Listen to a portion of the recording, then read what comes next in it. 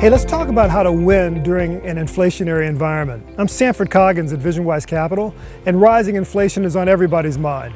I was reading the other day about the total amount of gold in the world. It would equal about a cube, 67 inches by 67 inches cubed, and it would just kind of like sit there. And Warren Buffett cracks me up because he talks about gold just sitting there looking pretty and shining. Maybe you can kiss it every now and then or have fun rubbing it. But that $7 trillion of gold, it represents about 30% of the marketplace in equities, and it could buy 7 Exxon Mobils. And it could buy all the farmland in the country, cotton, soy, everything, and be productive, or it could just sit there in gold.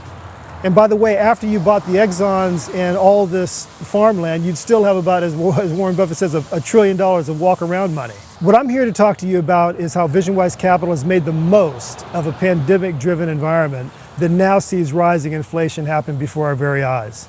We're standing in front of a property that we bought just over a year and a half ago, and I want to walk you through the process of what we did to cause the outcome to be one of the best performing assets that we've ever purchased. This magnolia tree was something we spotted during our physical inspection on the building back in September of 2020, where the root system of the magnolia tree always has the challenge of being able to find and damage sewer lines. And so we went down and scoped it, had that done before we closed escrow. We want to make sure that before we close an escrow, we're not buying something that's going to ultimately give a surprise to us after we become the legal owner.